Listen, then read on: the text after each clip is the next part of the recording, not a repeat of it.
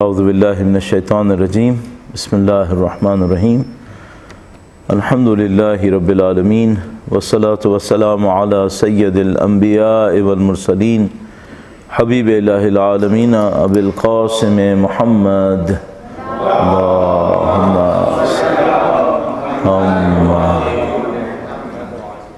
وعلی آلہ الطیبین الطاہرین سیما بقیۃ اللہ فی الارضین قال اللہ تعالی فی کتابہ الکریم بسم اللہ الرحمن الرحیم وَنُرِيدُ أَن نَّمُنَّ عَلَى الَّذِينَ اسْتُضْعِفُوا فِي الْأَرْضِ وَنَجْعَلَهُمْ أَئِمَّةً وَنَجْعَلَهُمُ الْوَارِثِينَ۔ ایک بار پھر درود بھیجے گا محمد وآل محمد اللہم صلی علی محمد وآل محمد وعجل فرجہ۔ خدا متعال کا شکر ہے، اس نے ہمیں توفیق دی دین کے اوپر سوچنے سمجھنے کی، قرآن و اہل بیت اطہار علیہ السلام کی تعلیمات کی روشنی میں ہدایت لینے کی توفیق۔ اللہ کی دی ہوئی اس توفیق کا شکر بجا لانے کے لیے انشاءاللہ خدا اس کے نتیجے میں اس سعادت میں اضافہ فرمائے۔ ایک بار پھر درود بھیجے گا محمد و آل محمد صلی علی محمد وآل محمد وعجل فرجہ۔ بلا کسی تمہید کے میں اپنے موضوع کی طرف جاؤں گا اور اس سلسلے میں جو عرائض آپ کی خدمت میں پیش کرنے وہ انشاءاللہ پیش کریں گے، اور اس کے بعد آخر میں کچھ منٹس تقریباً 15 منٹ 20 منٹ میکسیمم سوال جواب کی طرف دیں گے، اور کوشش کریں گے کہ انشاءاللہ 6:45 کے قریب یہ سیشن انشاءاللہ اختتام پذیر ہو جائے، اللہ نے چاہا تو انشاءاللہ۔ ایک بار پھر درود بھیجے گا محمد و آل محمد صلی علی محمد وآل محمد۔ ہمارا ٹاپک ایک جنرلائز ٹاپک ہے ایک لحاظ سے، اور وہ یہ ہے کہ موجودہ دور میں جو جوانوں کو تربیت کے سلسلے میں مشکلات درپیش ہیں وہ کیا ہیں، اور اس میں ان کی ذمہ داریاں کیا ہیں، اور اس کو حل کرنے کی کوشش کریں تو اس کو حل کرنے کی کوشش کیسے کریں۔ اب ظاہر ہے کہ معمولاً جس طرح ہوتا ہے کہ ہم جوانوں کے بارے میں کوئی گفتگو کر رہے ہوتے ہیں اور وہاں جوان کم ہوتے ہیں، اور تو یہاں پر بھی کم و بیش ایسا ہی ہے کہ جو ایوریج ایج ہوگی وہ اس ٹاپک سے تقریباً نکل ہی چکی ہے۔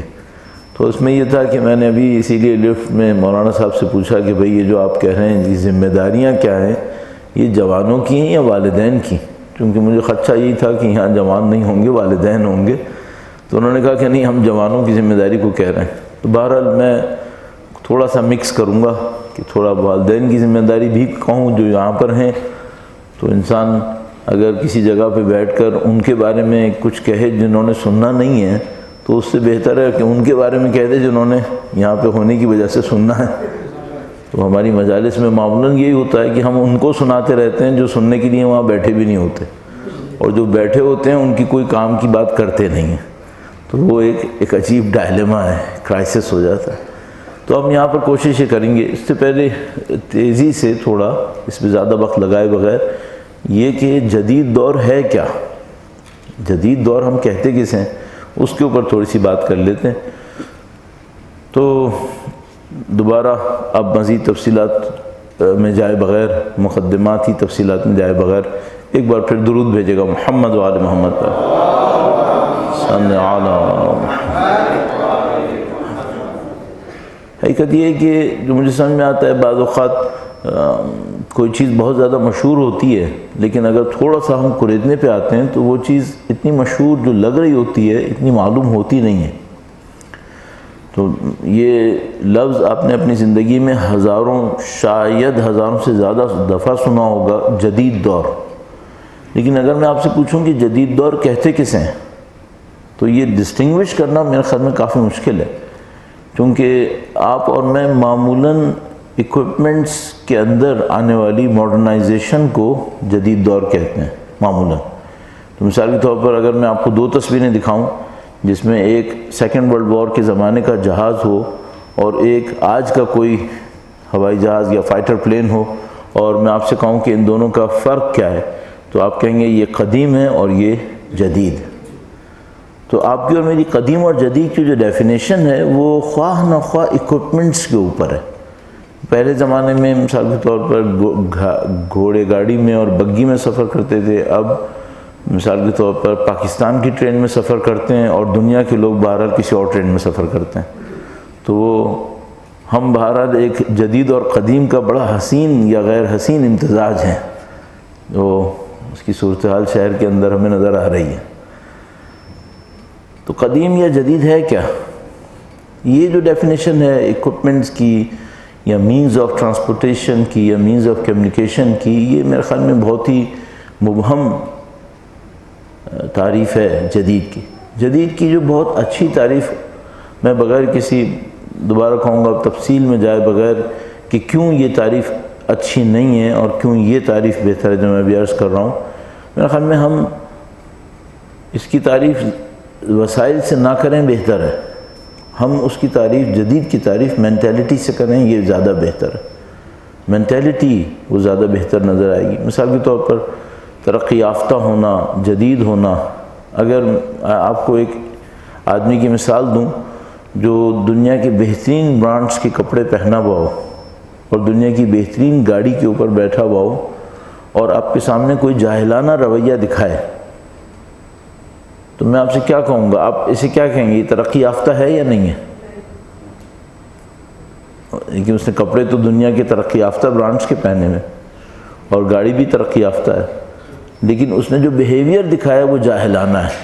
تو اب میں آپ سے پوچھوں گا، یہ ذرا دیکھیں کنفیوزنگ کویسچن، یہ جو یہ سین ہے یہ جدید ہے یا قدیم ہے؟ ہاں، یہ کیا ہے؟ اگر آپ کہیں قدیم ہے تو اس کی گاڑی اور اس کے کپڑے جدید ہیں، لیکن اگر آپ کہیں گے جدید ہے تو اس کا بیہیویئر وہ جدید نہیں ہے۔ صحیح ہے؟ تو اس میں جدید اور قدیم ہوتا کیا ہے پھر؟ اس کو آسان کرنے کے لیے ہم یہ کہتے ہیں جدید اور قدیم مینٹیلٹی ایکچولی وہ کیا ہے؟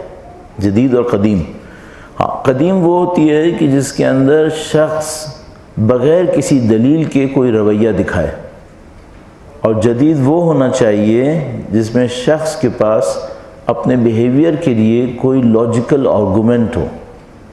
میں اس کی مثال آپ کی خدمت میں ایک اور عرض کرتا ہوں، درود بھیجے گا محمد و آل محمد پر، صلی علی محمد۔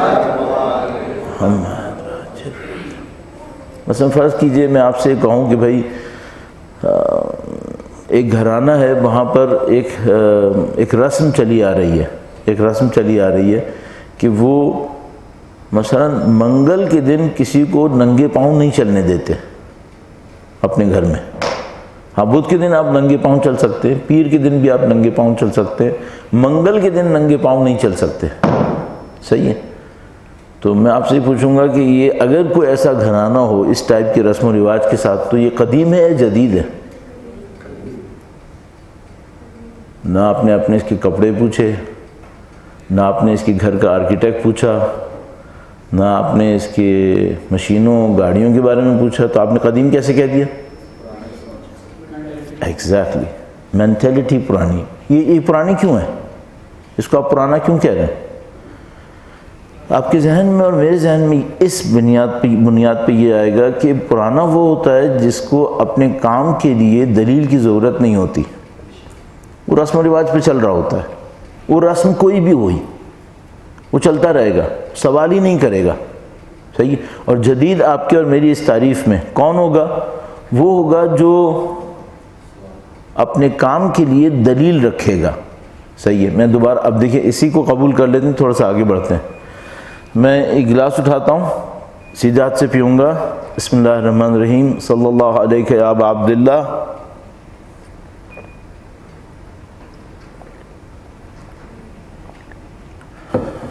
مجھے پانی بھی پینا تھا، میں نے کہا سین لگا لوں بیچ میں۔ یہ جدید تھا یا قدیم تھا؟ ہاں بھائی، یہ جدید ہے یا قدیم ہے؟ یہ عمل 1400 سال سے تقریباً لوگ ایسے ہی کر رہے ہیں، تو یہ جدید کیسے ہو گیا؟ تو یہ قدیم ہوا۔ لیکن ابھی ہم نے کہا تھا کہ قدیم وہ ہوتا ہے جس کے پاس کوئی لاجک نہیں ہوتی، اس عمل کی لاجک ہے، اس کا مطلب یہ جدید ہے۔ صحیح ہے؟ تو کیا جدید کو ہونے کے لیے ضروری ہے کہ کام نیا ہو؟ نہیں، جدید ہونے کے لیے ضروری ہے کہ اس کے پاس لاجک ہو، چاہے کام پرانا ہو. صحیح ہے. اب میں آپ سے پوچھتا ہوں، اگر میں بے سوچے سمجھے کوئی عبادت کر رہا ہوں تو وہ قدیم ہے یا جدید ہے؟ اور اگر سوچ سمجھ کے عبادت کروں، ہاں، اس کا مطلب ہے قدیم اور جدید کا کوئی تعلق ٹائم سے نہیں ہے. جبکہ ہم لوگ معمولاً یہ سمجھ رہے تھے کہ قدیم اور جدید کا تعلق ٹائم سے ہے. صحیح ہے؟ نہیں، اس کا تعلق ٹائم سے نہیں ہے. بس اب میں اس کو ترجمہ کر رہا ہوں انگلش میں. ماڈرنائزیشن کے لیے ضروری نہیں ہے کہ نئی چیز آئے، نہیں. تو مثال کے طور پر میں مٹی کا گھر بناؤں لیکن ماڈرن ہو. کیوں؟ چونکہ اس کی ایک لاجیکل بیس میرے پاس ہے. اور ممکن ہے کہ میں دنیا کی بہترین ایک انداز میں گاڑی میں بیٹھوں لیکن قدیم ہو. کیوں؟ چونکہ اس کی کوئی لاجک میرے پاس نہ ہو. ٹھیک ہے. تو جو ہم کہتے ہیں زمانہ جدید ہے یا قدیم ہے، تو ہم سمجھ لیتے ہیں خود جدید و قدیم بھی ایک زمانہ ہے. نہیں، یہ زمانہ نہیں ہے، یہ مینٹالٹی ہے. اب ہم اگر کہیں جدید زمانے میں، تو اب اس کا مطلب کیا ہے؟ یہ تو ہم نے زمانہ بھی لگا دیا. تو اس کا مطلب یہ ہوگا وہ زمانہ جس میں عقل کو اہمیت ملے وہ جدید زمانہ ہے، اور وہ زمانہ جس میں عقل کو اہمیت نہیں مل رہی وہ قدیم زمانہ ہے. ٹھیک ہے. بس ممکن ہے کہ میرے پاس 500 سال پہلے تقریباً بننے والا ہرن مینار ہو لیکن وہ جدید ہو. کیوں؟ چونکہ اس نے ضرورت کے تمام تقاضوں کو پورا کیا ہو.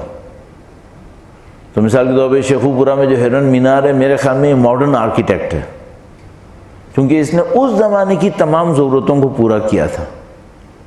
اور ممکن ہے کہ ہماری بہت ساری مسجدیں اور محل 400 سال 500 سال پرانے ہوں لیکن ایکچولی ماڈرن ہوں، کیونکہ انہوں نے اس زمانے کی تمام ضرورتوں کو پورا کیا تھا. ٹھیک ہے. مثال کے طور پر میں اس بات کا قائل نہیں ہوں، گرچہ میرا گھر بھی ایسا ہی ہے، کہ ہمیں سیمنٹ اور کنکریٹ کے اوپر اور سریے کے اوپر اعتماد کرنا چاہیے. ہم لوگ ایسے گھر بنا لیتے ہیں جو خود بخود گرمی سے تپ رہے ہوتے ہیں، پھر ان کو اے سیز چلا کے ٹھنڈا کرتے ہیں، پھر ان کا بل دیکھ کے اور گرمی چڑھتی ہے.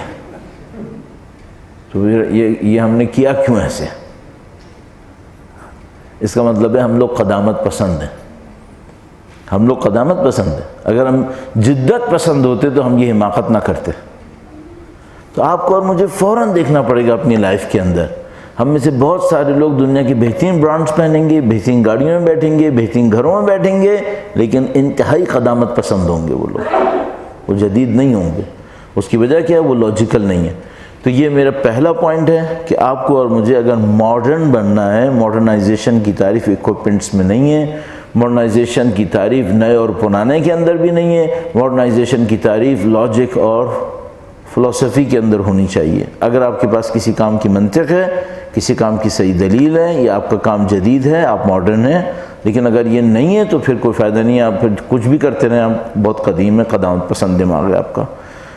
یہ ایک پوائنٹ ہو گیا. درود بھیجے گا محمد و آل محمد پر. صلی علی محمد و آل محمد. اچھا، اب ہمارے جو بچے ہیں جوان، ان کے ساتھ کیا پرابلم آ رہی ہے؟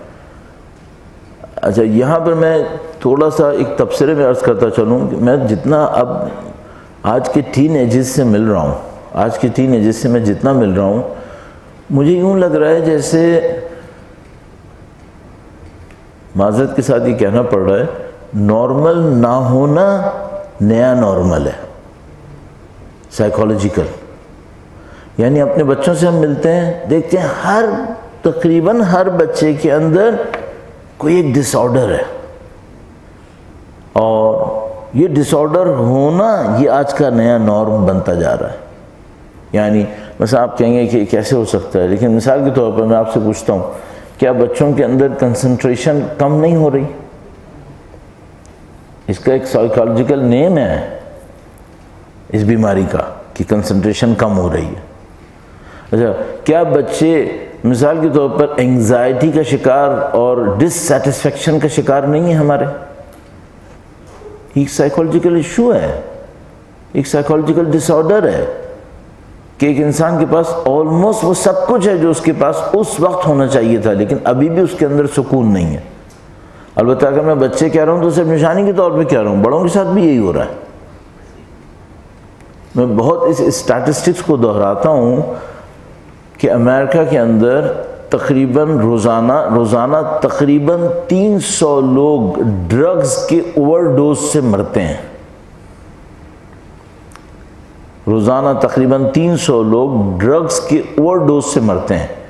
اور عجیب بات یہ ہے کہ یہ جو ڈرگز ہیں جن کے اوور ڈوز سے یہ مرتے ہیں، یہ بہت مہنگی ہیں، یہ بہت مہنگی ہیں۔ یعنی اس کا مطلب ہے یہ غریب غربا نہیں ہے جو زندگی کی مشکلات سے تنگ آ کر ڈرگز کے ایڈکٹ ہوئے ہیں، بعد میں اس کی ڈوز بڑھاتے ہیں، بڑھاتے ایک ایسی جگہ پہنچ جاتے ہیں کہ ان کو ڈوز سیٹسفائی نہیں کرتی، پھر اس کی وہ اوور ڈوز اتنی کر لیتے ہیں کہ ہاسپٹل کے بجائے ایسا مر چکے ہوتے ہیں جب تک صبح کو کوئی پہنچتا ہے۔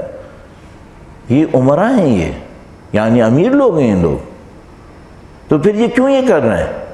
اس سے بہت بڑا ایک رزلٹ یہ مل رہا ہے کہ یہ وہ لوگ ہیں جو اپنے تمام تر پیسے اور شہرت کے باوجود اپنی جیتی جاگتی زندگی سے مزہ نہیں لے پا رہے۔ پیسے کی بنیاد پہ ان کے پاس ہر قسم کا وسیلہ فراہم ہوا ہے، لیکن یہ اس سے مزہ نہیں لے پا رہے، تو یہ اس کے مزہ نہ لینے کی وجہ سے پناہ لے رہے ہیں ڈرگز کے اندر۔ ذرا تصور کریں کسی کے پاس سب کچھ ہے، اس میں اس کو مزہ نہیں آ رہا، اور اس کو مزہ کس میں آ رہا ہے؟ بے ہوشی میں۔ بے ہوشی میں۔ یہ کتنی بڑی عجیب بات ہے۔ مثال کے طور پر میں کوئی ایک ہوٹل میں جاؤں اور اس کا رینٹ مثال کے طور پر ایک رات کا کرایہ مثال کے طور پر $2000 ہو، اور میں اس کے 24 گھنٹے میں سے 15 گھنٹے سوتے ہوئے گزار دوں، تو مجھ سے کوئی کہے گا کہ تم نے پھر $2000 کیوں پے کیے تھے؟ آپ کسی جہاز کی جس کی مثال کے طور پر فلائٹ 8 گھنٹے کی ہے، فرسٹ کلاس کا ٹکٹ لیں جو اکانومی کلاس کا کم سے کم بھی 4-5 گنا ہوگا، اور اس کے بعد اس کی 8 گھنٹے کی فلائٹ کو آپ سوتے ہوئے گزار دیں، تو کوئی مجھ سے کہے گا کہ یہ کیا تم نے حماقت کی کہ تم نے فرسٹ کلاس کا ٹکٹ لیا، انجوائے کرنے کے بجائے اس کو سوتے ہوئے گزار دیا۔ تو ایک آدمی فرض کیجئے کہ ملینر بلینر ہے، پیسے کی بنیاد پہ اس کے پاس سب کچھ ہے، لیکن اس کو مزہ کس چیز میں آ رہا ہے؟ بے ہوش ہونے میں۔ یہ بے سکونی صرف جوانوں کی تھوڑی ہے، یہ بے سکونی تو سب کی ہے اس وقت۔ ہاں جوان بھی اس میں پھنسے ہوئے ہیں بہت بری طریقے سے۔ تو مثال کے طور پر ابھی تک آتے آتے آپ ممکن ہے سوچیں کہ مولانا یہ جو باتیں آپ کر رہے ہیں یہ ویسٹرن سوسائٹی میں ہیں، ہمارے یہاں ایسا نہیں ہو رہا۔ چلے میں ایک جوان ٹپیکل جوان کا نقشہ کھینچتا ہوں آپ کے سامنے، پھر آپ اپنے اطراف میں دیکھیے گا کہ ایسا نظر آ رہا ہے یا نہیں نظر آ رہا۔ درود بھیجے گا محمد و آل محمد پر۔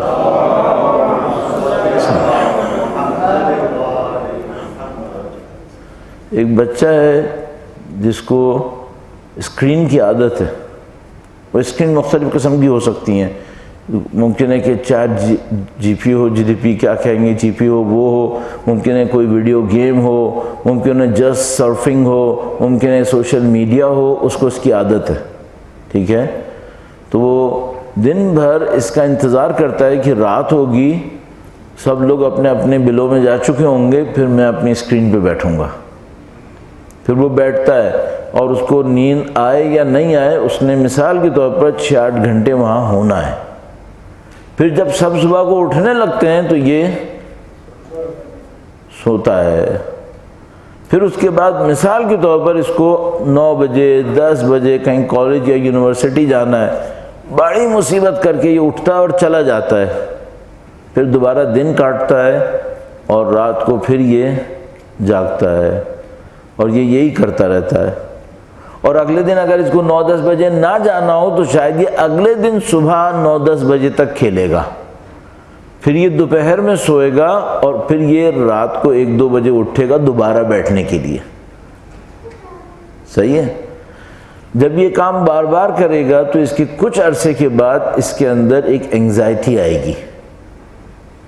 اس اینگزائٹی کے نتیجے میں جب یہ سونے لیٹے گا تو اس کو نیند نہیں آئے گی، اس کے بعد اس کے اندر چڑچڑا پن آئے گا، اس کے بعد اس کے اندر انسانوں سے بیزاری اور بڑھ جائے گی، اس کے بعد ایک موقع کے اوپر آپ احساس کریں گے کہ یہ ڈس اورینٹڈ ہو رہا ہے، ایسی باتیں کر رہا ہے جس کا گراؤنڈ ریالٹی سے کچھ زیادہ تعلق نہیں ہے۔ کچھ عرصے کے بعد آپ فیل کریں گے خدا نہ کرے نعوذ باللہ اس کو اسکیزوفرینیا ہو گیا ہے۔ اس ٹائم تک پہنچتے پہنچتے آپ اس کو ایک سائیکیٹرسٹ کے پاس لے کر جائیں گے اور وہ آپ کے سامنے کچھ میڈیسنس ریکمینڈ کرے گا جس کے نتیجے میں اس کا دماغ سن ہونا شروع ہوگا، اور یہ ان ڈوز کو لیتے لیتے لیتے لیتے اسی میں زندگی گزارے گا۔ ہو رہا ہے یا نہیں ہو رہا ہے؟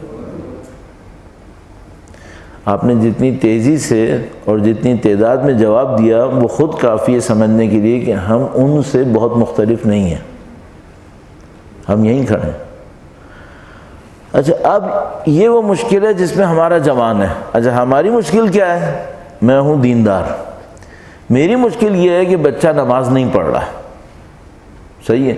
تو ابھی وہ مثال کے طور پر ساری رات گیم کھیل کے سویا ہے اور میں اپنی گھڑی دیکھ رہا ہوں کہ نماز کب قضا ہونے والی ہے، اس سے 10 منٹ پہلے میں اس کا دروازہ یا اس کے بیڈ پہ جاتا ہوں، اسے جگاتا ہوں، بہر صورت اس سے کہتا ہوں 2 رکعت پڑھو پھر دوبارہ سو جاؤ۔ میں نے یہ کروا بھی لیا، ٹھیک ہے؟ اصل مجھے کچھ اندازہ ہے کہ وہ کس مشکل میں ہے۔ یہ میری مشکل ہے کہ وہ نماز پڑھ لے، اور اس کی مشکل کیا ہے؟ مجھے کوئی اندازہ نہیں ہے، بالکل کوئی اندازہ نہیں۔ اور میں اپنے طور پہ کیا سوچ رہا ہوں، وہ یہ کہ جب یہ نماز پڑھے گا نا تو اس کو تھوڑا دل سکون ملے گا اسے۔ انفارچونیٹلی سکون تو نہیں مل رہا، جو نیند تھوڑی بہت مل رہی تھی وہ بھی گئی ہے، صحیح ہے؟ اس کا مطلب ہے ہم 2 بالکل ڈفرینٹ دریاؤں میں سیر کر رہے ہیں، وہ کہیں اور ہیں، ہم کہیں اور ہیں۔ یہ چیلنج ہے، یہ چیلنج ہے۔ ہم لوگ صرف جنریشن گیپ میں نہیں ہیں اس وقت، ہم لوگ کلچرل گیپ میں بھی ہیں، جبکہ ہم دونوں ایک ہی چھت کے نیچے زندگی گزار رہے ہیں۔ ٹیکنالوجیکل گیپ میں بھی ہیں، جبکہ ایک ہی چھت کے نیچے ہیں۔ اور ممکن ہے کہ ہم میں سے کچھ لوگ اپنے بچوں سے کہیں زیادہ ایجوکیٹڈ ہوں، پھر بھی وہ گیپ ہے۔ ہاں، ہم اس مشکل میں پھنس گئے۔ اب ہمارے پاس سلوشن کیا ہے؟ ان کے پاس بھی اور ہمارے پاس بھی پرابلم یہاں پر ہے۔ اگر میں آپ سے کہوں آپ اس کو اسکرین ٹائم لینے دیں، آپ نے اس کی بیماری کو تھوڑا ڈیلے کیا ہے۔ اگر میں آپ سے کہوں کہ آپ اس کو اسکرین ٹائم سے بالکل محروم کر دیں، آپ نے اس کی آگے آنے والی بغاوت کو اور جلدی بلا لیا ہے۔ اس کا مطلب ہے یہ دونوں حل نہیں کر پائیں گے، صحیح ہے؟ پرابلم یہاں ہے۔ یہ پرابلم کیسے سولو ہونی ہے، میں اس کو تھوڑا سا عرض کرنے کی کوشش کرتا ہوں۔ درود بھیجے گا محمد و آل محمد پر، صلی علی محمد و آل محمد وعجل فرجہم۔ بہت بڑی ایک مشکل ہے، اور مشکل یہ ہے کہ نہ اس نے اور نہ ہم نے زندگی کی کوئی صحیح انٹرپریٹیشن نہیں سیکھی ہے۔ یعنی مثال کے طور پر ہم نے بھی اپنے کاموں میں ڈیپتھ یا گہرائی جس کو ہم لوگ کہتے ہیں وہ نہیں سیکھی، نہ اس نے سیکھی۔ ہم بھی کچھ سامنے کی چیزوں کو دیکھ کے چل رہے ہیں، وہ بھی کچھ سامنے کی چیزوں کو دیکھ کے چل رہا ہے۔ تو ابھی گہرائی کی کیا چیز ہے؟ کون سی گہرائی یہاں پہ چاہیے؟ اگر تھوڑا سا یہ لگژری آپ کے پاس ہو کہ ابھی کیس بالکل نہ بگڑا ہو تو اس کو یہاں سے شروع ہونا تھا۔ میں ابھی بگڑے ہوئے کیس کی جگہ تھوڑا کم بگڑے ہوئے کیس سے شروع کر رہا ہوں۔ وہ کیا، کہاں سے شروع ہونا تھا؟ یہ شروع ہونا تھا کہ مجھے فیملی اور بچوں سے پہلے اپنے آپ سے یہ پوچھنا تھا کہ زندگی کا ہدف کیا ہے۔ مجھے اپنی زندگی کا ماڈل اس ہدف کے اوپر بنا لینا چاہیے تھا۔ مثلا میں عبادتیں کرتا ہوں، نماز پڑھتا ہوں، تسبیحات، اذکار، اوراد، ان کا ہدف سے کیا تعلق ہے؟ یہ کیسے کنیکٹ کر رہے ہیں ہدف سے؟ میرا دین میری کامیابی کو کیسے انشور کرے گا؟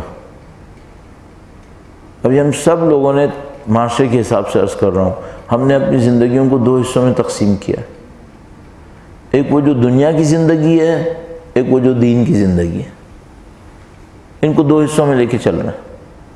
تو مثال کے طور پر مثلا میں فرض کریں طالب علم ہوں، مولانا ہوں، مثلا کوئی تاجر ہو، کوئی انڈسٹریلسٹ ہو، وہ مثلا احترام سے ہم سے پیش آتا ہو اور وہ احترام سے ہم سے ڈیل بھی کرتا ہو، تو ایک دن کبھی وہ آ کر مجھے بتائے کہ میرا بزنس یہ ہے، یا مجھے پتہ چلے کہ اس کا بزنس یہ ہے، اور میں اس کو یہ بات کہوں کہ دیکھو تمہارا بزنس یہ ہے لیکن دین کا حکم یہ ہے، تمہیں یہ نہیں کرنا چاہیے، آلموسٹ 70-80% کیسز میں وہ بزنس نہیں مجھے چینج کرے گا۔ ایک لطیفہ سناتا ہوں تاکہ ذرا ٹینشن کم ہو جائے۔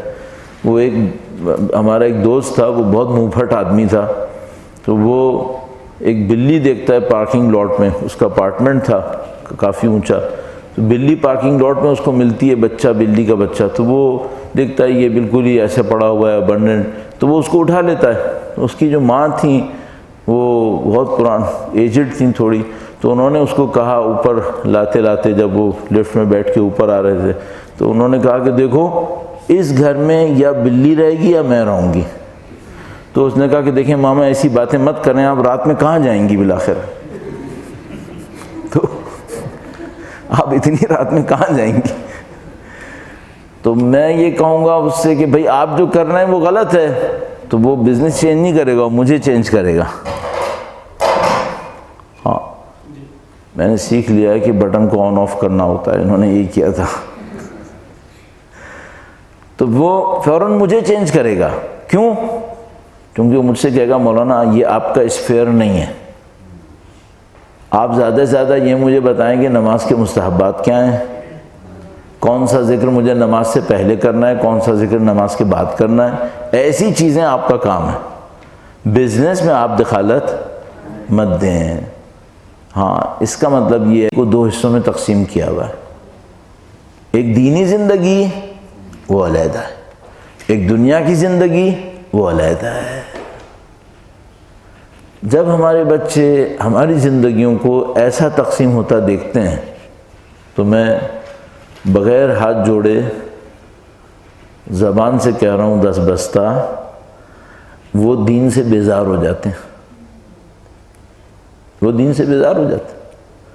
وہ جب دیکھتے ہیں ہمارے ماں باپ اس پہ تو بہت جل رہے ہیں، کوڑ رہے ہیں کہ میں نے نماز پڑھی یا نہیں پڑھی، میں مجلس میں گیا ہے نہیں گیا، لیکن غیبتیں کرنے میں استاد ہیں، خاندان کے اندر ایک دوسرے کی کاٹ جوڑ میں استاد ہیں، اس کو دین سے نفرت ہوتی ہے۔ اور یہ میں آپ کی خدمت میں عرض کر دوں، بچے اپنے والدین کے بغض کو اس چیز پہ نکالتے ہیں جو والدین کو زیادہ پسند ہو۔ تو اگر کوئی بچہ اپنے ڈاکٹر باپ سے خفا ہو تو وہ کیا کرے گا؟ ڈاکٹر ہرگز نہیں بنے گا۔ لہذا اکثر مولویوں کے بچے مولوی نہیں بنتے اور اکثر دینداروں کے بچے بے دین ہو جاتے ہیں۔ ہاں وہ اس وجہ سے ہوتے ہیں، وہ ان کا کھوکھلا دین دیکھتے ہیں اور اس کے بعد کہتے ہیں اگر دین یہی ہے تو میں نے اپنی زندگی میں طے کر لیا ہے کہ مجھے دیندار نہیں بننا۔ اب میں جاتا ہوں ایک مولانا کے پاس اور ان سے کہتا ہوں مولانا کوئی تعویذ بتائیں، کوئی ورد بتائیں کہ میرا بچہ دیندار ہو جائے، اور یہ کام ظاہر خواتین تھوڑا سا زیادہ کرتی ہیں۔ تو اب ہمارے مولانا صاحب کیا کریں گے؟ وہ کہیں گے دیکھو ایک آیت کریمہ ہے فلاں، وہ پڑھو اتنی مرتبہ، یہ کرو وہ کرو، وہ بیچاری کرتی ہیں، بیچارے کرتے ہیں، اس کے بعد کہتے ہیں مولانا اثر نہیں ہو رہا، تو وہ کہتے ہیں نہیں اچھا امید رکھو انشاءاللہ خیر ہوگی۔ یہ نہیں کہتے کہ تم اپنا دین صحیح کرو، خرابی تمہارے اندر ہے۔ اگر یہ جدید دور ہے اور یہ بچے جدید دور کے ہیں، ان کو رسم و رواج نہیں چاہیے، ان کو لاجیکل دین چاہیے، وہ دین چاہیے جو ان کی مشکل کو حل کرے، وہ دین چاہیے جو غلط کو غلط کہنے کی طاقت رکھتا ہو۔ اس وقت ہمارے بہت سارے جوان بچے یونیورسٹیز کے اندر جاتے ہیں، ان کے ٹیچرز دنیا کے لبرل ترین ٹیچرز ہوتے ہیں، ان میں سے کوئی فیمنسٹ موومنٹ چلا رہا ہے، کوئی یہ چلا رہا ہے، کوئی وہ چلا رہا ہے، اس کے بعد وہ میرے جیسے کہ سامنے کھڑے ہوتے ہیں، کہتے ہیں مولانا میں اس جگہ پہ جاؤں گا، میں اس سے کہتا ہوں وہاں ہرگز مت جانا، وہ بہت غلط کام کر رہے ہیں، تو وہ کہتا ہے کہ یہ بتاؤ کہ وہ تو غلط کر رہے ہیں، بتاؤ تم نے عورت کے حقوق کے دفاع کے لیے آج تک کیا کیا؟ اب میں اس کو کیا بتاؤں کہ میں ہی وہ ڈکٹیٹر ہوں جو اپنی عورتوں پہ حکومت چلا رہا ہے؟ تو میرا بچہ دین سے خفا ہوگا یا اس کو گلے لگائے گا؟ خفا ہوگا۔ یعنی میرا بچہ وہ ہے مثلاً کہ جو مارچ میں جاتا ہے اور وہ پوری دنیا کو بتاتا ہے کہ عورتوں پہ ظلم نہیں کرو، اور وہ اپنے دیندار باپ کو دیکھتا ہے کہ وہ کیسے گھر میں ڈکٹیٹرشپ کر رہا ہے، اس کے بعد میں یہ توقع کروں یہ دیندار بنے گا؟ نہیں بن پائے گا۔ تو عزیزان محترم، سب سے بڑی پہلی مشکل، سب سے بڑی کو کہتے کہتے میں گھبرا گیا تو میں نے کہا پہلی کہہ دوں، پہلی مشکل ہم لوگوں کے دین کا کھوکھلا پن ہے۔ اپنے دین کے اندر گہرائی لائیں۔ تو مثلا آپ کہیں گے مولانا کیا کریں پھر؟ سب سے پہلے اپنے دین کو سوچ سمجھ کے اوپر بناؤ۔ آپ جو بھی کام کر رہے ہو، مثلا نماز کو ہمارے بچے کہیں گے بھائی آپ اپنی زندگی بھر معذرت کے ساتھ ٹکریں مارتے رہے، میں نہیں کروں گا یہ کام۔ وہ کیوں کہہ رہا ہے ٹکریں مارتے رہے؟ کیونکہ اس کو پتا ہے میں کہ نماز کیسے پڑھتا ہوں، اس کو پتا ہے میری نماز میں ڈیپتھ نہیں ہے، وہ جانتا ہے، وہ جانتا ہے، کہہ رہا ہے بھائی تم رسم و رواج پہ ساری زندگی خوش رہے ہو، میں رسم و رواج پہ خوش نہیں رہوں گا۔ کیوں؟ میں جدید دور کا ہوں۔ کیا مطلب جدید دور کا؟ جو لاجک چاہیے، لاجک لاؤ۔ اچھا، خوش قسمتی یا بد قسمتی یہ ہے کہ ہم اس دین کے ماننے والے ہیں جس میں عقل پہلا مرحلہ ہے۔ اصول کافی کے اندر نماز، عبادات، روزے، زکوٰۃ، سب سے پہلا چیپٹر عقل ہے۔ تو بھائی دوسرے لوگ اس معاملے میں شکست کھاتے کھاتے تم کیوں شکست کھا رہے ہو؟ اس لیے شکست کھا رہا ہوں کہ میں نے خود اپنے دین پہ محنت نہیں کی۔ اب ایک بچہ مثال کے طور پہ کھڑا ہوا اور اس نے کہا کہ بھائی آپ یہ بتائیں کہ آپ نے کہا بھائی ہم خدا کو مانتے ہیں، یہ اس نے کہا ٹھیک ہے میں خدا کو مان لیتا ہوں۔ خدا کو کیوں مانوں؟ آپ نے کہا کہ جناب وہ ہر ایک کا کوئی نہ کوئی خالق ہوتا ہے، اس لیے تمہیں خدا کو ماننا ہوگا۔ تو اس نے کہا چلو یہی بتا دو خدا کا خالق کون ہے؟ آپ کہیں گے نہیں خدا کا تو کوئی خالق نہیں ہوتا ہے۔ تو وہ کہے گا کہ بھئی یہ کیا مصیبت ہے؟ اگر ہر چیز کا خالق ہوتا ہے تو خدا کا خالق کیوں نہیں ہوتا؟ ہاں بات صحیح ہے یا غلط ہے؟ کتنے فیصد ماں باپ اس سوال کا جواب دے سکتے ہیں؟ اس کے بعد توقع کر رہے ہو یہ خدا کو دل سے مان لے گا؟ اس نے مجھ سے کہا مولانا، اب اس نے کہا چلیں بابا آپ بھی کہہ رہے ہیں کہ میں نماز پڑھوں، اچھا یہ بتائیں فجر کی نماز 2 رکعت کیوں پڑھوں؟ 4 کیوں نہ پڑھوں؟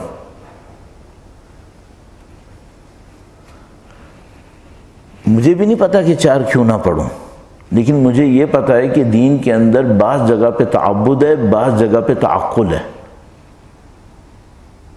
میں اس کو یہ آرگومنٹ دے سکتا ہوں کہ خداوند تعالیٰ نے بعض احکام ہمیں کس خاطر دیے، بعض احکام ہمیں کس خاطر دیے، اس کو بیان بھی کر سکتا ہوں کہ یہ دین کے اندر یہ بائفرکیشن کیوں ہے۔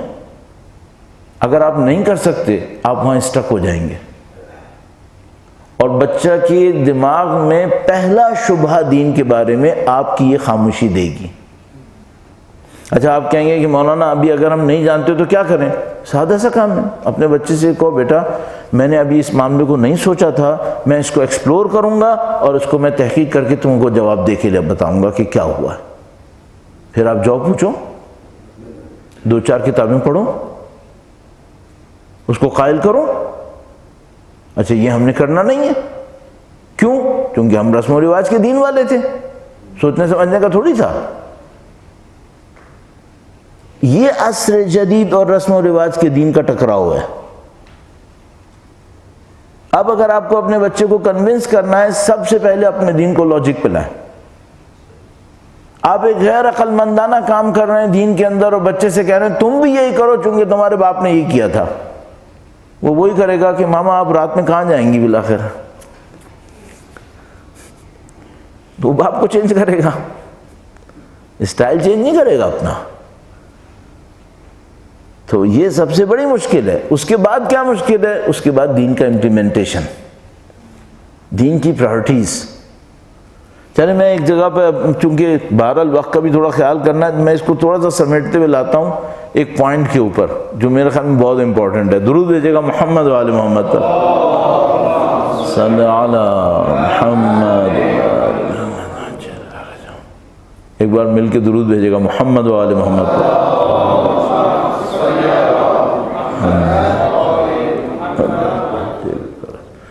وہ جو لوگ کہتے ہیں نا کہ پاکستان میں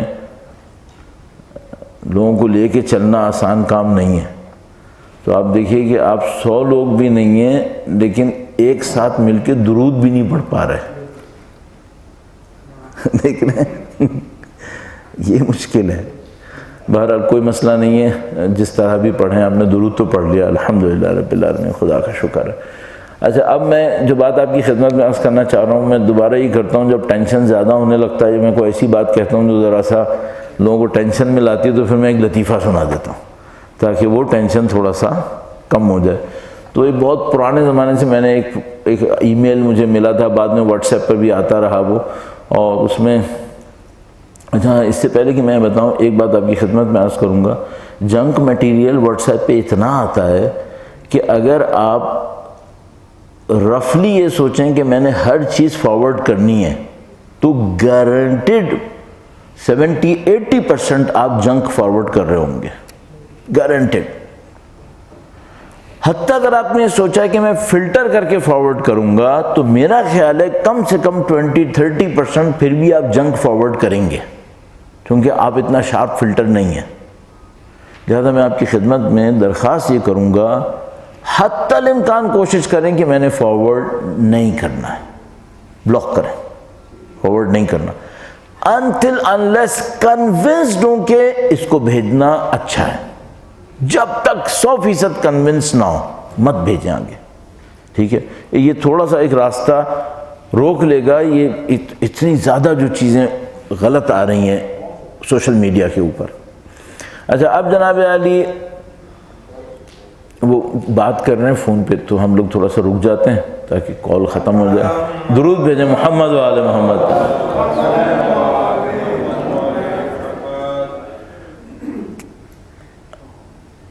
ہمارے بچے آبزرور اچھے ہیں یا برے ہیں؟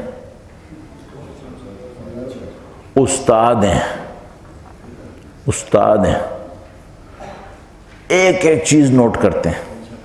ہاں، تو مثال کے طور پر فرض کریں میرے سامنے ایک مولانا صاحب آئے، وہ آئے 4 ویلر میں، اور میرے گھر پر ایک مولانا صاحب آئے بیچارے مہران میں. صحیح ہے، دونوں کے سامنے جو میں نے کیا وہ فوراً تاڑ لے گا کہ یہ مولانا کا احترام نہیں کر رہا ہے، یہ گاڑی کا احترام کر رہا ہے، فوراً سمجھ جائے گا. ہم اس کو لے کے جائیں گے کسی محفل میں، مجلس میں، اور اسے کہیں گے یہ مجلس بہت اہم ہے، یہاں فرشتے نازل ہوتے ہیں، یہاں ملائکہ آتے ہیں. اس کے بعد تھوڑی سی ایک مشکل کی خاطر ہم اسی ملائکہ کو چھوڑ کے باہر جائیں گے. پھر وہ ہم سے کہے گا آپ تو کہہ رہے تھے یہاں ملائکہ آتے ہیں، آپ کیوں جنوں سے ملنے باہر چلے گئے تھے؟ آپ اور میں اپنے دین کا مذاق نہ اڑوائیں، بہتر ہے. عقل مندی سے کام کریں. یہ بہت آبزرو کرنا ہے، ہر چیز دیکھ رہا ہے ہماری. تو جناب علی مجھے ایک میسج ملا، اس میں لکھا تھا کہ ایک بندہ تھا وہ مچھلیاں پکڑتا تھا ساحل پہ جا کے. تو وہاں پہ وہ جو ساحل تھا وہ ایک ٹورسٹ ریزورٹ تھا. وہاں پہ کوئی بندہ کہیں بہت دور سے ٹورزم کے لیے بھی آیا ہوا تھا، گھومنے پھرنے کے لیے. تو وہ دیکھتا تھا کہ یہ بندہ صبح کو آتا ہے، پھر یہاں پہ لے کے بیٹھا رہتا ہے، لیٹا رہتا ہے. پھر یہ جاتا ہے 2 گھنٹے کے لیے ایک چھوٹی سی کشتی میں بیٹھ کر یہ کچھ مچھلیاں پکڑ کے لاتا ہے، پھر وہیں پر ایک مارکیٹ میں مچھلیاں بیچتا ہے، گھر چلا جاتا ہے. یا کبھی کبھی وہیں بیٹھ کے تفریح کرتا رہتا ہے، اور اس کے بعد 2 گھنٹے سے زیادہ یہ مچھلیاں نہیں پکڑتا. تو وہ دیکھتا رہا، 1 دن دیکھا، 2 دن دیکھا، پھر تیسرے دن اس نے کہا کہ تم 2 گھنٹے کے لیے صرف مچھلیاں پکڑتے ہو، اگر 3 گھنٹے پکڑو گے تو سمندر میں مچھلیاں ختم ہو جائیں گی کیا؟ اس نے کہا 3 نہیں، میرے جیسے 30 آدمی بھی پکڑیں تو ختم نہیں ہوں گی، اتنی مچھلیاں ہیں یہاں پہ۔ تو اس نے کہا کہ تم 2 گھنٹے کی جگہ 4 گھنٹے مچھلیاں کیوں نہیں پکڑتے؟ تو اس نے کہا کہ کیا ہوگا پھر، 2 گھنٹے پکڑتا ہوں، میری ضرورت پوری ہو جاتی ہے، تو 4 گھنٹے کیوں پکڑوں؟ تو اس نے کہا کہ 4 گھنٹے پکڑو تمہیں زیادہ پیسے ملیں گے۔ تو کہنے لگا میں زیادہ پیسے سے کیا کروں گا؟ تو اس نے ایک لمبی کہانی شروع کر دی۔ اس نے کہا بھائی 4 پیسے ملیں گے تو زیادہ ہوں گے، تو تم ابھی چھوٹی کشتی میں بیٹھے ہو، پھر ایک بڑی کشتی لینا، ابھی تمہارا جال چھوٹا ہے پھر ایک بڑا جال لینا۔ تو اس نے کہا کہ پھر کیا ہوگا؟ کہنے لگا جب احمق آدمی ہے، بڑی کشتی ہوگی، بڑا جال ہوگا، زیادہ مچھلیاں آئیں گی، پھر تم زیادہ مچھلیاں سے زیادہ پیسے کماؤ گے، ان زیادہ پیسے کما کے پھر تم اور کشتیاں خرید لینا، پھر تمہاری 5 کشتیاں چل رہی ہوں گی، پھر تم اور زیادہ پیسے بناؤ گے، پھر تم اور زیادہ بناؤ گے، اپنی ایک کمپنی کھول لینا۔ کہنے لگا پھر کیا ہوگا؟ تو اس نے کہا وہ تمہاری کمپنی جو ہے نا وہ تمہارے ملک کی سب سے بڑی کمپنی ہو جائے گی، پھر تمہاری کمپنی جب بہت بڑی ہوگی تو تم نیو یارک اسٹاک ایکسچینج میں لسٹ کروا دینا اس کو، پھر وہ بہت بڑی ہو جائے گی۔ تو اس نے کہا پھر کیا ہوگا؟ اس نے کہا پھر یہ ہوگا کہ تم اور پیسہ کماؤ گے، جب تم بہت پیسہ کماؤ گے، ایک تمہارا مثلا یہاں پہ ولا ہوگا، ایک تمہارا مینہٹن کے اندر اپارٹمنٹ ہوگا، ایک تمہارا ناروے کے پہاڑ کے اوپر ولا ہوگا، اور اس کے بعد جناب علی کہنے لگا پھر جب تم ریٹائر ہونا تو تم سکون سے کسی بھی ساحل کے اوپر پڑے رہنا، انجوائے کرنا۔ کہنے لگا تو میں ابھی بھی کر رہا ہوں، اتنی لمبی مصیبت میں ڈالا تو میں ابھی بھی کر رہا ہوں یار، ساحل پہ تو پڑا ہوں، انجوائے کر رہا ہوں۔ بھائی راز کیا ہے؟ ہم لوگ یہ سمجھ رہے ہیں ہمیں چیزیں چاہیے، کچھ لوگوں کو پتہ چل گیا ہے، نہ اس نکمے کی طرح، لیکن کچھ لوگوں کو پتہ چل گیا ہمیں چیزیں نہیں چاہیے، ہمیں سکون چاہیے۔ جتنی جلدی آپ کو یہ سمجھ میں آ جائے اتنا ہی اچھا ہے، ورنہ کیا ہوگا؟ آپ چیزوں کے پیچھے بھاگتے رہو گے اور چیزیں آپ کو بھگا بھگا کے تھکاتی رہیں گی۔ اچھا اب آپ کہیں گے مولانا پھر بزنس چھوڑ دیں، پھر کیا کوئی صاحب وائل بتاؤ کہاں جا کے بیٹھنا ہے؟ نہیں، ایک اور راستہ بھی ہے، اربوں کماؤ لیکن اس کمائی کو چیزوں کے بجائے انسانوں پہ لگاؤ جو تمہیں سکون دیں گے۔ ہاں، اپنی زندگی کو مت پھیلاؤ، اپنی زندگی کو ایک جگہ پہ لے جا کے فریز کر لو،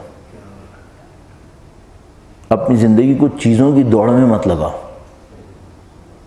اس کو ایک جگہ پہ لے جا کے فریز کرو، اور وہ جگہ بہت زیادہ بڑی نہیں بنانا، یعنی کم از کم ہماری تمام ایکس پرائم منسٹر سے چھوٹی ہی رکھنا، وہ بہت بڑی ہے، تھوڑی چھوٹی زندگی بناؤ، اس پہ لے جا کے فریز کر دو، اور جو پیسہ ہو وہ لوگوں پہ لگاؤ، لوگوں کے دلوں کا جو سکون ہوگا وہ آپ کے دل کو سکون دے گا۔ اگر آپ کی اولاد نے بھی یہ نسخہ سمجھ لیا نا، وہ کبھی آپ کو تنگ نہیں کریں گے، آپ کو بھی سکون دیں گے، کیونکہ ان کو سمجھ میں آ گیا ہوگا کہ ہمارے باپ نے ہمیشہ لوگوں کو سکون دیا ہے، ابھی وہ دیکھ رہے ہیں ہمارا باپ لوگوں کا سکون چھینتا ہے۔ ہاں، اب مرضی آپ کی، آپ نے کون سے راستے پہ چلنا ہے، سکون والے دین پہ چلو، وہ دین تمہارے بچوں کو اور ہمارے بچوں کو بہت اچھا لگے گا، اور جتنا یہ بے سکونی کے دین پہ جائیں گے ہم اور آپ، اتنا ہی ہمارے دین سے دور جائیں گے۔ جس دن ہم نے ان کو یہ سمجھا دیا نا کہ بیٹا دوسروں کو خوشی دینے میں سکون ہے، اور وہ سکون ابدی ہے، پھر ہمارے بچے کبھی ڈرگز میں نہیں جائیں گے، اوپر سکون رہیں گے۔ یہ بے سکونی بے دلیل دوڑ کی ہے، یہ بے سکونی چیزوں کے پیچھے بھاگنے کی ہے، چیزیں کبھی ختم نہیں ہوتی۔ ہمارے پاس روایت میں لکھا ہے کہ جو حریص انسان ہوتا ہے، اگر اس کو کہو، ایک لطیفے کا جیسا لگے گا بھی آپ کو، تو روایت میں لکھا ہے کہ ایک حریص انسان کو اگر آپ یہ کہیں کہ میں تمہیں ایک وادی کے برابر، ایک وادی 2 ماؤنٹینز کے درمیان جو ڈیپتھ ہے اس کو وادی کہتے ہیں، اگر آپ کسی حریص انسان کو کہیں کہ میں تم کو ایک وادی کے برابر سونا دوں گا، تو حریص فوراً کیا کہتا ہے؟ 2 لوں گا، 2۔ تو ایک آدمی تھا، وہ دوسروں کے کاموں میں فضول کی دخالت کرتا تھا، جس کو بعض لوگ بے فضول کی کہتے ہیں، تو فضول کی دخالت کرتا تھا۔ تو ایک اس کا دوست تھا، وہ اس سے بہت پریشان رہتا تھا کہ یہ ہر وقت کریدتا رہتا ہے۔ تو اس نے کہا کہ دیکھو ایک کام کرو، میرے پاس 1 لاکھ روپے ہیں، میں تمہیں 50,000 دوں گا، خدا کا واسطہ میرے کام میں دخالت دینا بند کر دو۔ تو کہنے لگا ٹھیک ہے میں تیار ہوں، صرف یہ بتا دو باقی 50 کس کو دو گے؟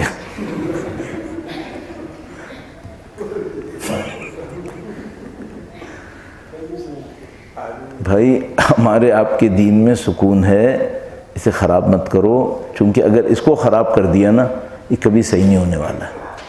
اچھا ایک اور بات آپ کی خدمت میں عرض کروں، پھر آپ کی میں زحمت تمام کروں، ایک آدھ کوئی سوال کر سکتے ہیں پھر، وہ یہ کہ میں آپ سے ایک سوال پوچھتا ہوں۔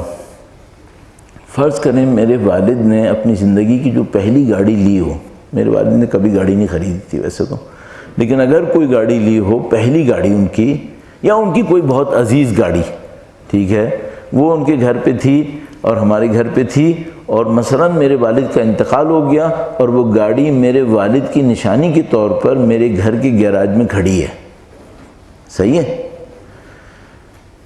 کچھ عرصے میں میرا بھی انتقال ہو گیا،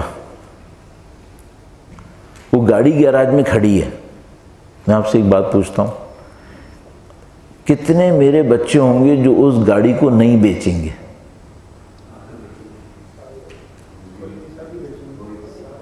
میرے مرنے کے کچھ ہی دن کے بعد بیچ دیں گے، کیونکہ وہ کہیں گے کہ ٹھیک ہے کہ بابا نے اپنے بابا کی نشانی بچا کے رکھی ہے، لیکن مجھے کیا، میں کیوں رکھوں؟ وہ بیچ دے گا، صحیح ہے؟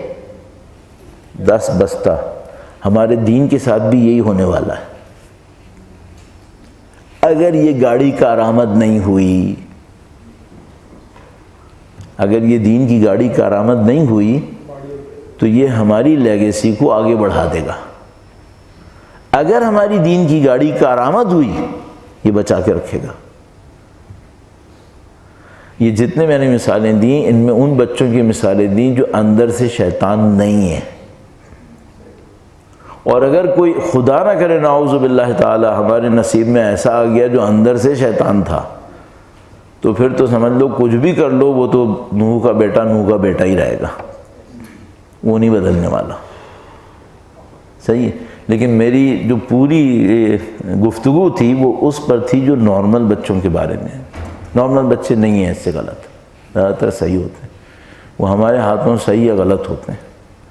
تو یہ لب لباب تھا جو میں نے آپ کی خدمت میں عرض کیا، اور یہ تو ظاہر سی بات ہے کہ ہم 50 منٹ میں اتنا بڑا موضوع کہ جو ایکچولی اس وقت کا سمجھ لو $1 ملین کویسچن ہے، وہ بھی ہم تکلفاً کہہ رہے ہیں $1 ملین، ورنہ اس انڈسٹری کے اوپر اس وقت بلینز آف ڈالر اینولی خرچ ہو رہا ہے، ہم سب کو معلوم ہے۔ اور جو سائیکیٹرک ایشوز ہماری سوسائٹیز کے اندر ہیں وہ تو خیر بلینز آف ڈالر سے اوپر کی بات ہو گئی ہے۔ تو ہم 50 منٹ میں 55 منٹ میں اس کو حل قطعاً نہیں کر سکتے، لیکن میں نے فنڈامنٹلز عرض کی ہیں، یہ فنڈامنٹلز ہیں۔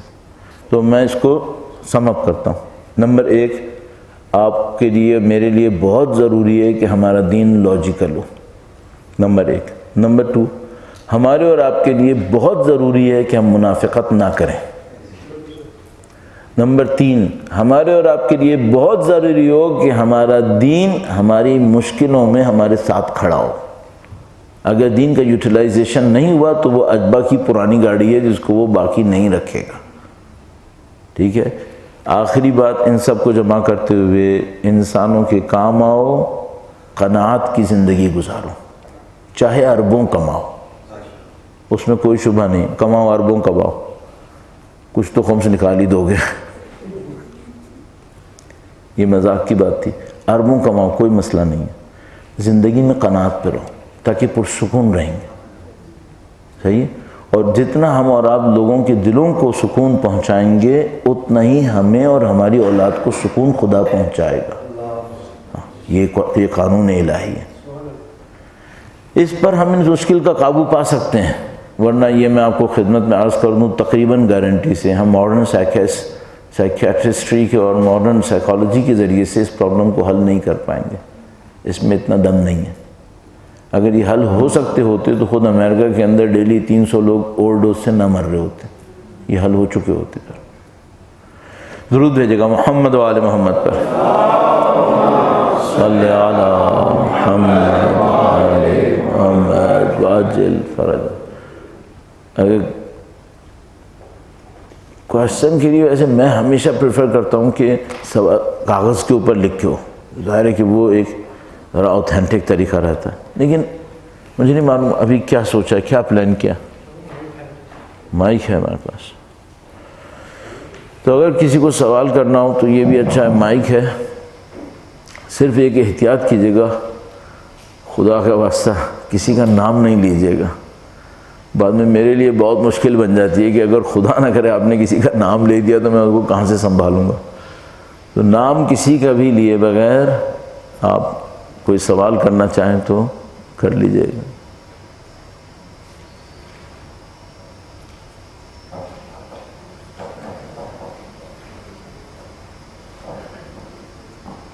السلام علیکم۔ علیکم السلام ورحمۃ اللہ۔ قبلہ ایک سوال تھا میرا آپ سے، موضوع کے حوالے سے ہے یا نہیں میں بہتر نہیں جانتا، میں تھوڑا لیٹ آیا تھا۔ ہم نے ماضی میں جنگ صفین، نہروان، حتیٰ کہ جمل بھی دیکھی اور واقعہ کربلا۔ اس سے تو پرسیپشن بہت سارے ہیں، لیکن میرا پرسیپشن یہ ہے کہ باطل کے خلاف if you have the power then stand۔ Okay, تو کویسچن میرا یہ ہے، یہ چیز صرف ریلیجیسلی دیکھنی ہے کہ اپنی پرسنل لائف میں دیکھ سکتے ہیں؟ کیا چیز؟ حق باطل کے خلاف طاقت رکھتے ہوئے کھڑا ہو جائے، یہ ریلیجیسلی دیکھیں کہ اپنی پرسنل لائف میں بھی دیکھیں؟ یعنی میں آپ کے ریلیجیسلی سے سمجھ رہا ہوں ہسٹورک دیکھیں یا پرسنل لائف میں بھی دیکھیں، یا اور کچھ کہنا چاہ رہا ہوں؟ مثال کے طور پہ واقعہ کربلا ہوا، ہاں دین پہ بات آئی تھی، صحیح ہے، تو حسین علیہ السلام کھڑے ہو گئے۔ صحیح ہے، تو میں یہ پوچھ رہا ہوں کہ صرف دین پہ مشکل آئے تو حق کے آگے فائٹ کرنی ہے، جہاد کرنا ہے، یا پھر پرسنل لائف میں بھی ہوتا ہے؟ بہت ممکن ہے کہ ہم دین والا مسئلہ نہیں ہو، پھر بھی ہم حق پہ ہوں اور اللہ باطل پہ ہو، تو کیا فائٹ کرنی ضروری ہے یا پھر صبر؟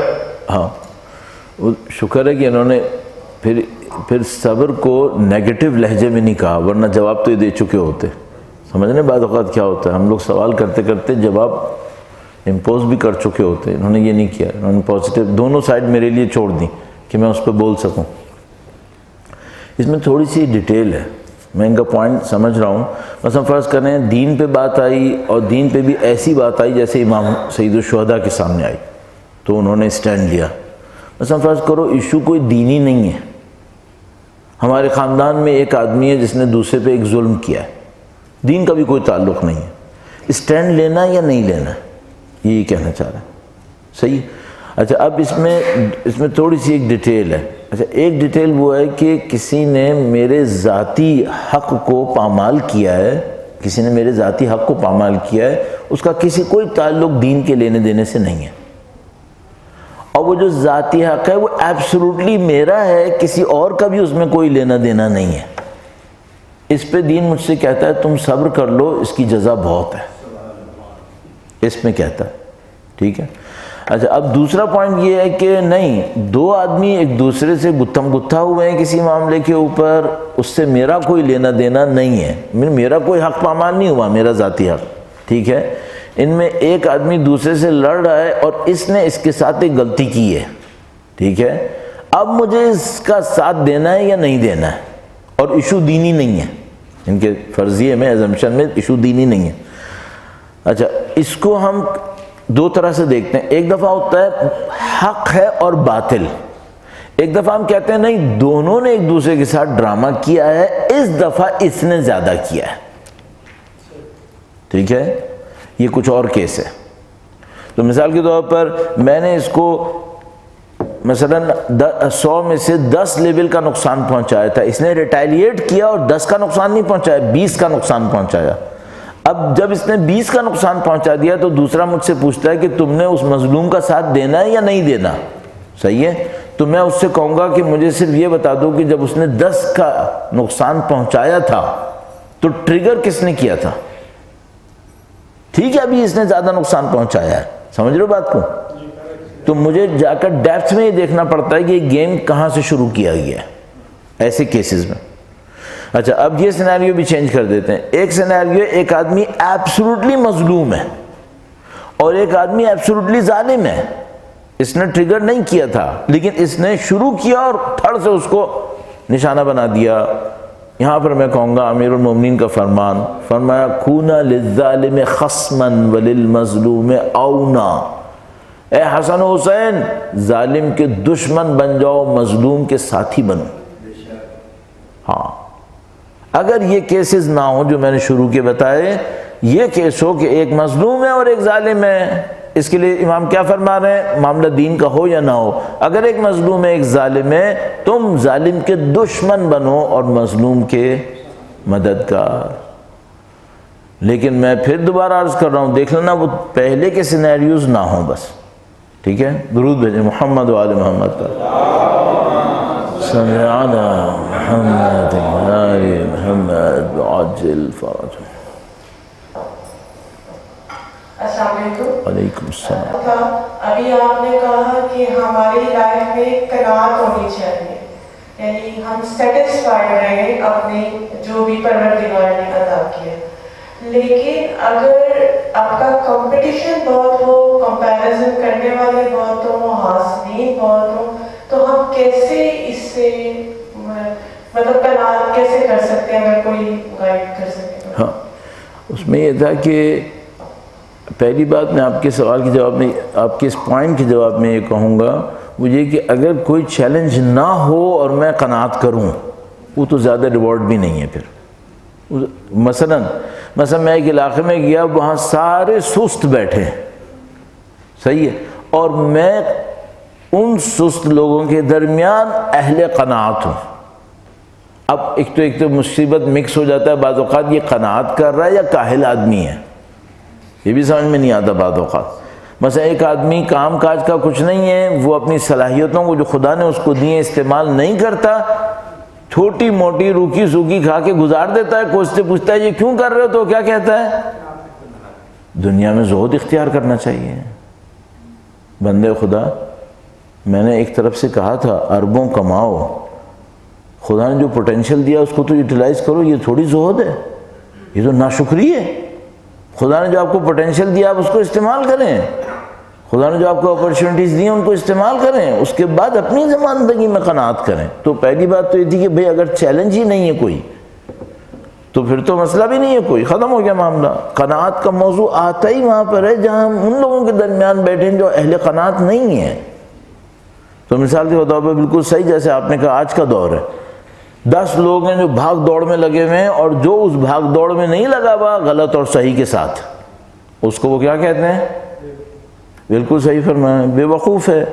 اصلا ہمارے پاس روایت موجود ہے، فرمایا ایک وقت آئے گا تم لوگوں کے اوپر جو حلال کے اوپر قناعت کرے گا لوگ اس کو بے وقوف کہیں گے، اور فرمایا جو اس بے وقوف کہے جانے پہ صبر کرے وہ مومن ہوگا، وہ مومن ہوگا۔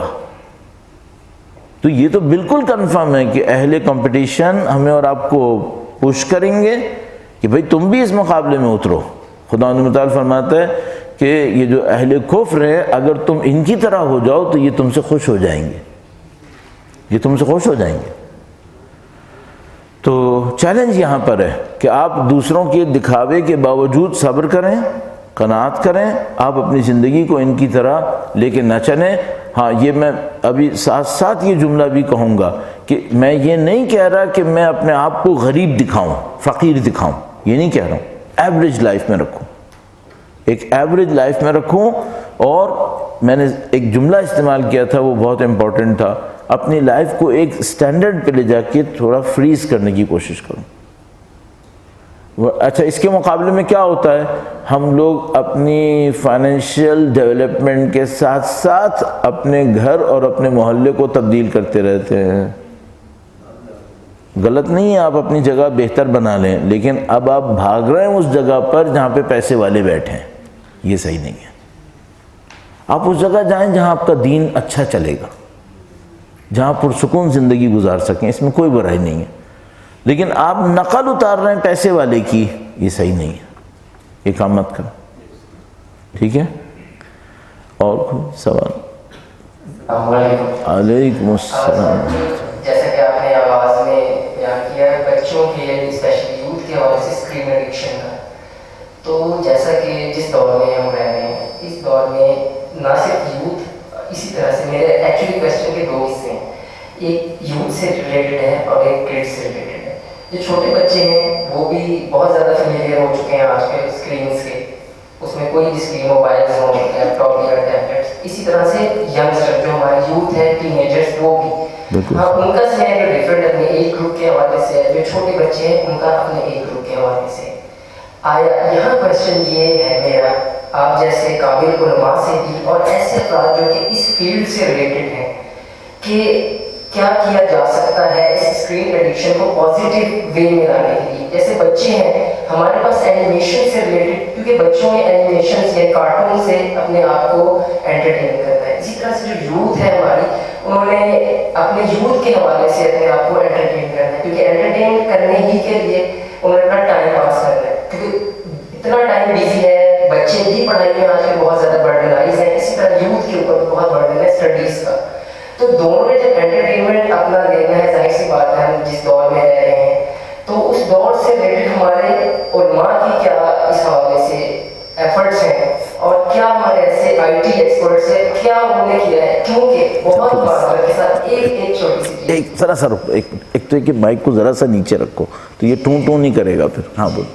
ایک تو یہ کہ بہت ہی مجھے افسوس ہوتا ہے کہ برادر معذرت چاہتا ہوں، اب آپ کا سوال بہت آگے جا رہا ہے، میں اب رک جائیں. اچھا اس میں ان کا کوئی سوال نہیں ہے، انہوں نے کرٹیسائز کرنا ہے. ایکچولی صاف بات ہے، دیکھو نا ہم لوگ بھی اب بڈھے ہو گئے یار سوال سنتے سنتے. ٹھیک ہے، انہوں نے دو پارٹیز کو کرٹیسائز کرنا ہے، ایک علماء کو اور ایک ان لوگوں کو جس کا تعلق اینیمیشن اور آئی ٹی فیلڈ سے ہے. اور ان کا مین پوائنٹ یہ کہنا ہے کہ تم لوگوں کو جو کرنا چاہیے تھا تم نے وہ نہیں کیا ہے. ٹھیک ہے، مجھے صرف یہ بتا دینا ہماری سوسائٹی کا کون سا پارٹ ہے جس نے اپنا کام کر لیا ہے. صاف بات ہے. دیکھو میں تمہارے ساتھ شریک ہوں، میں تمہارے ساتھ ہوں. یہ بات صحیح ہے کہ بہت سارے لوگوں نے اپنے کام کو صحیح طریقے سے نہیں کیا. لیکن دیکھو فنڈامنٹل جو پوائنٹ ہے وہ میں یس کر دوں. انہوں نے اپنے سوال کے اندر ایک ایزمپشن رکھا ہوا ہے. وہ ایزمپشن یہ ہے کہ ان کو اسکرین ٹائم سے انٹرٹینمنٹ ملنی ہے یا نہیں ہے، کڈس کو بھی اور یوتھس کو بھی. میرا اپنا خیال ہے ہماری فنڈامنٹل مسٹیک یہاں پر ہے. اسکرین انٹرٹینمنٹ کے لیے نہیں ہے، اسکرین ایجوکیشن کے لیے، انفارمیشن کے لیے. انٹرٹینمنٹ کے لیے خدا نے کیا رکھا ہے، خدا ہم سے کیا چاہتا ہے، سائیکالوجی ہم سے کیا چاہتی. انٹرٹینمنٹ کے لیے نیچر چاہیے، انسان چاہیے. یہ ہماری غلطی ہے کہ ہم نے انٹرٹینمنٹ کے لیے نیچر اور انسان کو ریپلیس کیا کس سے، اسکرین سے. تو برادر کویسچن یہ نہیں ہے کہ ایزمپشن نمبر 1 انٹرٹینمنٹ اسکرین سے ہونی تھی. پوائنٹ نمبر 2 علماء اور آئی ٹی کے لوگوں نے اس کمی کو فل نہیں کیا. آبجیکشن یہاں پر ہے کہ انٹرٹینمنٹ اسکرین سے نہیں ہونی تھی. اسکرین کا فنکشن ایجوکیشن اور نالج کے اندر ہونا چاہیے تھا. انٹرٹینمنٹ کہاں سے ہونی چاہیے تھی، دلوں سے. ہمیں اس سے انٹرٹینمنٹ لینی تھی. کیا مثال کیا، یعنی میں اپنے آپ سے ایک سوال پوچھتا ہوں، انسان کے دل کو سکون محبت سے ہونا ہے یا ڈرامے سے؟ محبت سے ہونا ہے، ڈرامے سے نہیں ہونا ہے. وہ جو ڈرامہ ہمیں سکون دیتا ہے نا، وہ بھی محبت کی نقل اتار کے دیتا ہے. وہ اس کی کاپی بناتا ہے اور جعلی کاپی بناتا ہے. ایسی کاپی بناتا ہے جس کو دنیا میں نہیں دکھا پاؤ گے تم. صحیح ہے. تو یہ میں پوائنٹ بس دے دیا، اس کے اوپر محنت کرنی پڑے گی کہ ہمیں اس انٹرٹینمنٹ کو انسانوں سے کیسے لینا ہے. اچھا ویسٹ میں اس میں 2 پوائنٹ اور ایڈ کروں گا. وقت ہونے والا ہے، نماز مغرب کا وقت ہے 7:04. میں آج صبح معلوم کر چکا ہوں، تو دوپہر میں. تو اس میں یہ تھا کہ جو ویسٹ تھا انہوں نے دیکھ لیا کہ ہم نیچر اور انسانوں سے انٹرٹینمنٹ نہیں لے پائیں گے. پھر وہ گئے اسکرینز کے اندر. ان کو فوراً یہ سمجھ میں آ گیا کچھ عرصے کے بعد، زکربرگ، بل گیٹ، فوراً سمجھ میں آ گیا اسکرین نہیں دینی ہے، ناٹ ایون فار ایجوکیشن. صحیح ہے. عام لوگوں کو یہ سمجھ میں نہیں آیا، وہ اسکرین کے پیچھے بھاگے اور اسی مصیبت میں پھنس گئے کہ انہوں نے کیا کیا، یہ جو تم کہہ رہے ہو علماء اور آئی ٹی نے اپنا کام نہیں کیا، انہوں نے کہا ہم ان سے کام کروائیں گے پیسہ دے کے، تو انہوں نے اس کی $1 بلین انڈسٹریز بنا دی۔ کس چیز کی؟ کہ وہ یہ لوگ انٹرٹینمنٹ ہمیں دیں $بلینز لگا کے۔ یہ بھی ہو گیا، ہالی ووڈ بن گیا، سب کچھ بن گیا، بعد میں پتہ چلا ابھی بھی نہیں ہو پا رہا ہے۔ ٹھیک ہے، جب یہ بھی نہیں ہو پایا تو انہوں نے اس کو بھی ریپلیس کیا، کس سے؟ کتوں اور بلیوں سے۔ ان کو یہ سمجھ میں آ گیا کہ ہمیں دل سے کچھ نکلوانا ہے، تو انہوں نے اس انسان کے دل کو دوسرے انسانوں کے دل سے نہیں جوڑ پائے میٹیریلزم کی وجہ سے۔ پوائنٹ میں نے دے دیا، میٹیریلزم کی وجہ سے۔ تو انہوں نے اس انسان کے دل کو جوڑا کس کے دل سے؟ کتے کے دل سے، بلی کے دل سے۔ صحیح ہے؟ اچھا، خدا نے 1400 سال پہلے کہہ دیا تھا کتے کو گھر میں نہیں لانا، کیوں؟ نہ یہ نہیں کہ نجس ہے، ہاں نجس ہے، اس کو پتا تھا جس گھر میں کتا آ گیا دوسرا انسان باہر ہوگا۔ کیوں؟ کتے کے اندر وہ طاقتیں ہیں اچھائی کی کہ وہ کسی بھی انسان کو باہر نکلوا دیں گی۔ نجس ہے میں مانتا ہوں، اس کے تھوک کے اندر وائرسز ہیں میں مانتا ہوں، لیکن اس کے اندر وہ لائلٹی تھی جو ایوریج انسان نہیں دے پائے گا۔ اور اگر کتا بیچ میں آ گیا تو پھر شوہر اور بیوی کی جگہ شوہر کتے پہ ڈیپینڈ کرے گا، بیوی بھی ایک کتے پہ ڈیپینڈ کرے گی۔ یہ وہ ہے جو ہو گیا۔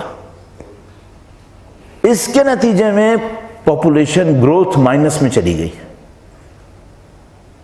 صحیح ہے؟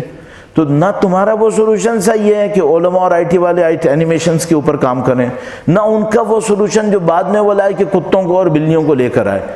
ہمارے پاس صرف ایک راستہ ہے، انسانوں کو انسانوں کے نزدیک لاؤ، اور بیریئر کیا ہے؟ میٹیریلزم۔ جب تک میٹیریلزم ہے انسانوں کے دل انسانوں کے نزدیک نہیں آ پائیں گے۔ یہ وہ جگہ ہے جہاں ہمیں پتہ چلتا ہے اونلی چیز جو ہمیں سروائیول کا چانس دے رہی ہے وہ اسپرچویلٹی ہے، روحانیت اور معنویت ہے۔ بس ٹیمپریری سولوشنز مت بناؤ، اس سے تمہیں کوئی فائدہ نہیں ہونے والا۔ اگر بالکل مر رہے ہو تو کوئی ایک چیز بنا لو، آئی ٹی میں بناؤ، اینیمیشن میں، یہ سولوشن نہیں ہے۔ یہ صرف لائف سیونگ ڈرگز ہو سکتی ہیں جو انفارچونیٹلی وہ بھی دماغ کو سن کرتی ہیں۔ اصلی سولوشن اسپرچویلٹی کے اندر آئے گا، اس ڈیٹیل کے ساتھ جو میں عرض کر چکا ہوں۔ اب ہم نہیں رک پائیں گے، پیچھے سے اہل سنت کی اذان بھی ہو رہی ہے اور ہماری بھی انشاءاللہ آپ نماز کی تیاری کرنے والے ہوں گے، اور میں بھی یہاں پہ نہیں رکوں گا کیونکہ مجھے مغرب کے 7:04 پہ اذان ہوتے ہی نماز پڑھ کے فوراً ایئرپورٹ جانا ہے، اور راستے میں آج کل رکاوٹیں بھی ہیں اور فلائٹ میں ایسا نہ ہو میں پھنس جاؤں، تو اس وجہ سے میں فوراً یہاں سے روانہ ہو جاؤں گا۔ ایک دعا کر لیتے ہیں آخر میں، 10 مرتبہ اللہ کا نام لے کے پکاریں، انشاءاللہ مغرب کا وقت برکت ہوگی۔ بسمک العظیم العظم العز الاجل الاکرم، یا اللہ یا اللہ یا اللہ یا اللہ یا اللہ یا اللہ یا اللہ یا اللہ یا اللہ یا اللہ۔ پروردگار آپ بحق نبی اولاد نبی اس قلیل کو اپنی بارگاہ میں قبول فرما۔ خدا بندہ اور نبی اولاد نبی اور قرآن کی نورانیت سے ہمارے قلوب کو منور فرما، دنیا اور آخرت میں ہمیں اور ہماری نسلوں کو سرخروئی نصیب فرما، ہمارے تمام مرحومین کے تمام گناہان صغیرہ و کبیرہ کی مغفرت فرما۔ خداوندہ سید الشہداء کی محبت کے صدقے میں ہمارے دلوں کو محبت اور الفت سے مالا مال فرما۔ اے پاک پروردگار سید الشہداء کی شفاعت دنیا اور آخرت میں نصیب فرما۔ خداوندہ تجھے واسطہ اہل بیت کی مظلومیت کا سید و سردار مولا اور آقا امام آخر الزماں کے ظہور میں تعجیل فرما، ہمیں ان کی نصرت کی سعادت نصیب فرما۔ قیامت تک ہماری تمام نسلوں کو قرآن و اہل بیت کے تابعداروں جانثاروں میں قرار فرما، ہماری موت پاکیزہ موت شہادت کی موت قرار فرما۔ ربنا تقبل منا انک انت السمیع العلیم وتب علینا انک انت التواب الرحیم بجاہ نبیک وعترتہ الطاہرین۔ اللہم